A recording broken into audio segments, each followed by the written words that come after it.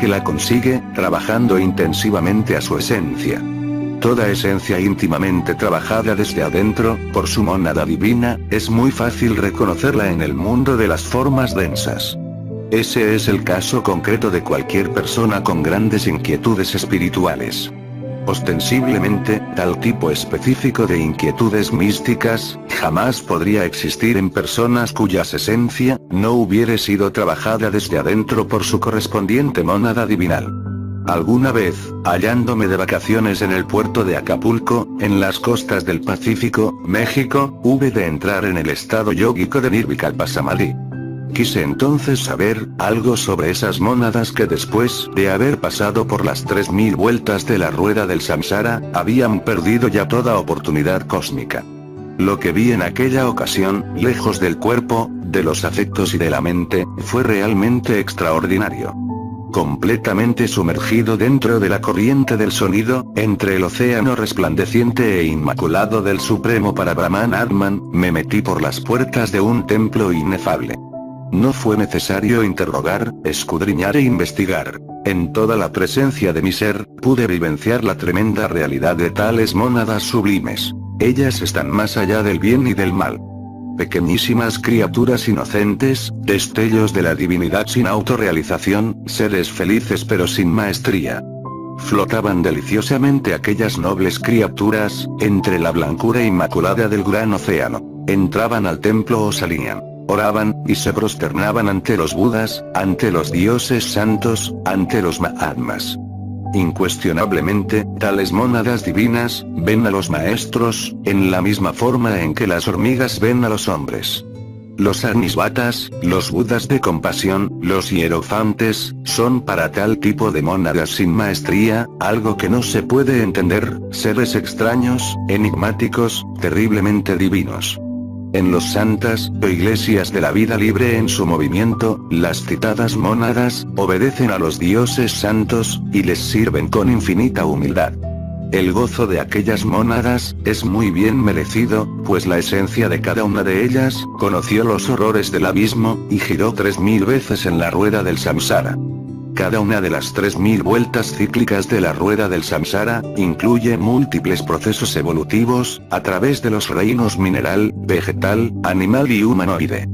Cada una de las 3000 vueltas fatales de la dicha rueda, significa de hecho, pavorosas involuciones descendentes, hacia el centro de estabilidad planetaria, bajando lentamente por los escalones humanoide, animal, vegetal y mineral.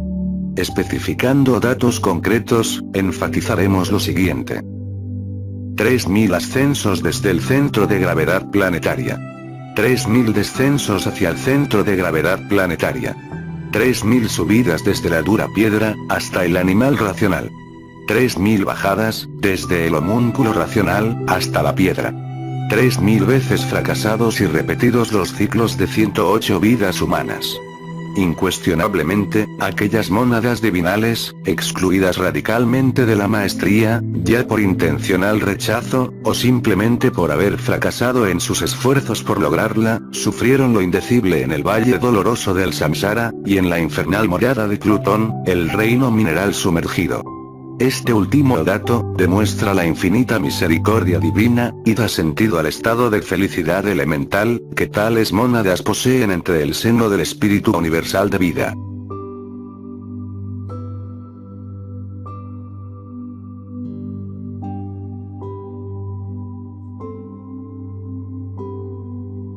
Capítulo 21. El bautismo de Juan.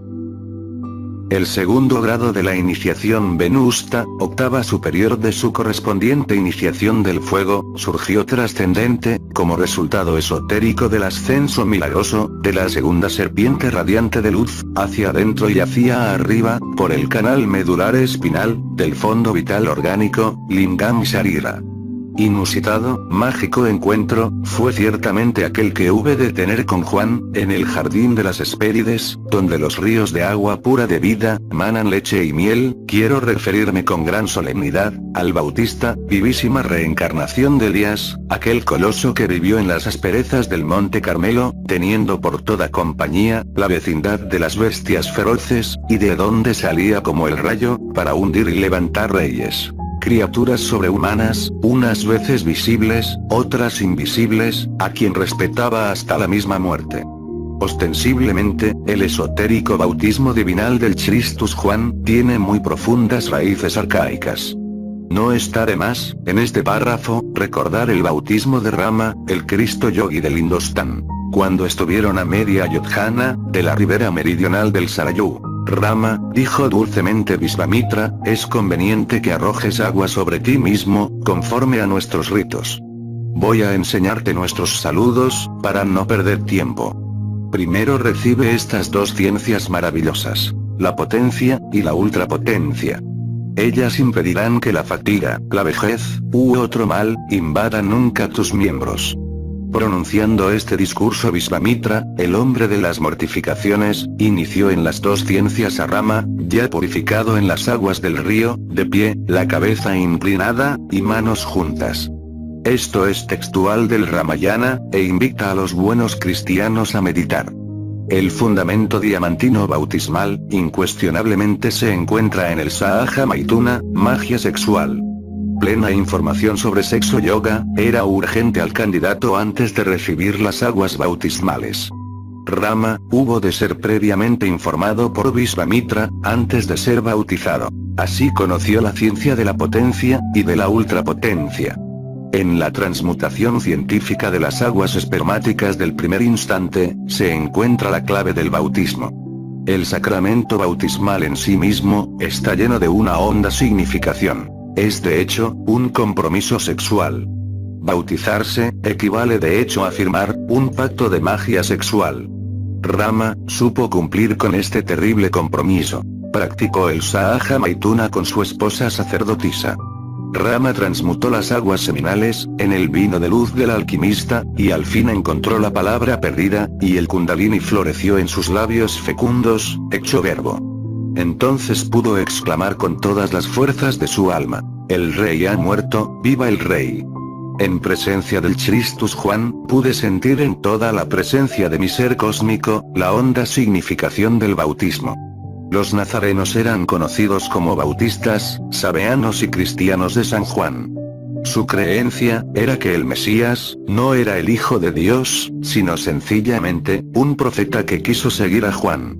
Orígenes, volumen 2, página 150, observa que existen algunos, que dicen de Juan el Bautista, que él era el ungido, Christus. Cuando las concepciones metafísicas de los gnósticos, que veían en Jesús el Logos y el ungido, empezaron a ganar terreno, los primitivos cristianos se separaron de los nazarenos, los cuales acusaban a Jesús, de pervertir las doctrinas de Juan, y de cambiar por otro el bautismo en el Jordán. Codex Nazareus 2, página 109. Concluiré este capítulo enfatizando lo siguiente. Cuando la segunda culebra de luz, hizo contacto con el átomo del Padre, en el campo magnético de la raíz de la nariz, resplandeció el Cristo Sol, sobre las aguas de la vida, y vino la ceremonia iniciática final. Sean las bendiciones de Amenzano, con su inalterabilidad, por toda la eternidad. Amén.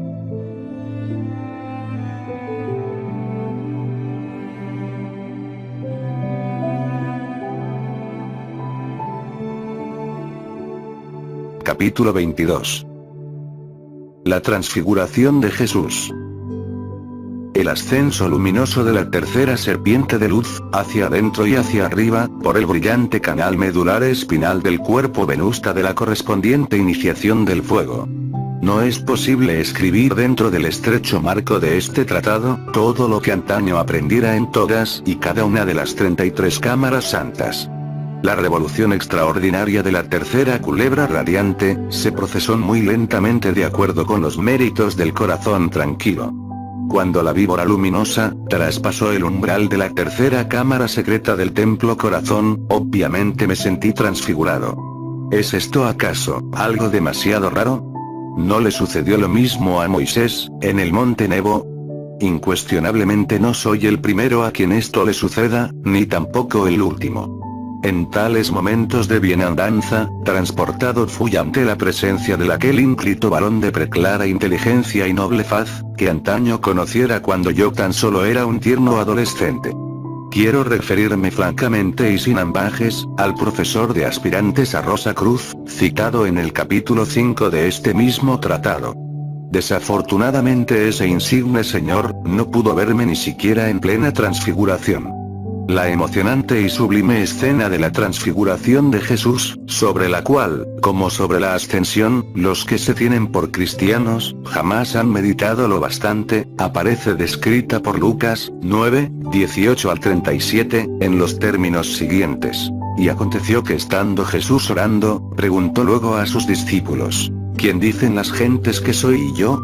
Y ellos le respondieron: unos dicen que eres Juan el Bautista, Io, Agnes, Ra, o el Cordero de Dios. Otros dicen que eres Elías, y otros muchos, que en ti ha resucitado alguno de los antiguos profetas. A lo que Jesús añadió: ¿y vosotros, quién decís que soy yo? Respondiendo Simón Pedro: tú, el Cristo de Dios eres. Él entonces les conminó, para que no dijesen nada a nadie acerca de todo aquello, diciéndoles: es necesario que el Hijo del Hombre padezca muchas cosas, y que sea desechado de los ancianos y de los príncipes, de los sacerdotes y de los escribas, y que sea entregado a la muerte, y que resucite al tercer día. Y añadía a todos: quien desee venir en pos de mí, niéguese a sí mismo. Disuelva el ego. Tome día tras día su cruz. Practique magia sexual. Y sígame. Sacrifíquese por la humanidad. Porque el que quiera salvar su alma, el egoísta que nunca se sacrifica por sus semejantes, la perderá, y el que por amor a mí, quiera perder su alma, el altruista que sube al área del supremo sacrificio por la humanidad, ese la salvará. Porque, ¿qué aprovecha a un hombre, el granjearse todo lo del mundo, si se daña, y se pierde a sí mismo? Pues quien se afrentase de mí, y de mis palabras, de ese tal se afrentará el Hijo del Hombre, cuando viniese con toda su majestad, y la del Padre, y de sus santos ángeles. Mas os digo en verdad, que algunos hay que no gustarán de la muerte, hasta que vean por sí mismos el reino de Dios.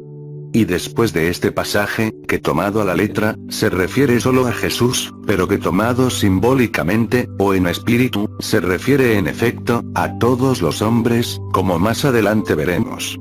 Continúa el texto con la escena de la transfiguración, diciendo: y aconteció, como 8 días después de estas palabras, y como si el hecho, añadimos nosotros, viniese a ser una corroboración práctica y tangible de ellas, que tomando Jesús a sus discípulos, Pedro, Santiago, y Juan, subió a un monte para orar. Y al par que hacía el maestro su oración, se cambió, e hizo otra la gira de su rostro, y sus vestiduras se tornaron blancas y resplandecientes. Y he aquí que con Jesús, hablaban 2 varones. Y estos eran Moisés, y Elías, que aparecieron llenos de majestad, y que le hablaban de su salida, o de Jerusalén. Mas Pedro y sus compañeros, estaban cargados de sueño, y despertando, vieron la gloria de Jesús y de los 2 varones, que con él estaban. Y cuando estos se apartaron de él, dijo Pedro a Jesús, no sabiendo lo que se decía: Maestro, bueno es que nos estamos aquí. Hagamos 3 tiendas, una para ti, otra para Moisés, y otra para Elías.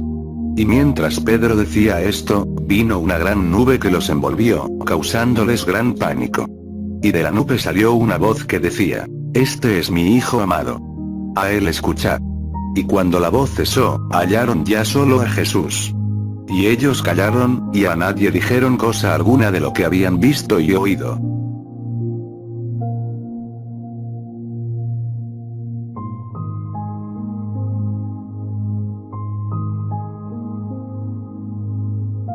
Capítulo 23. Jerusalén. El extraordinario desarrollo, revolución, y ascenso de la cuarta serpiente venusta, hacia adentro y hacia arriba, por el canal medular del cuerpo mental, me permitió vivenciar todo el crudo realismo evangélico, de la magistral entrada del gran Kabir Jesús en Jerusalén. Entonces pude verificar por mí mismo, y en forma directa, los aspectos, inferior, infierno, y superior, cielo, del mundo mental. Incuestionablemente, esa hurgamandera de todas las fatalidades, o gran ramera apocalíptica, cuyo número es 666, involuciona horripilante en los infiernos mentales.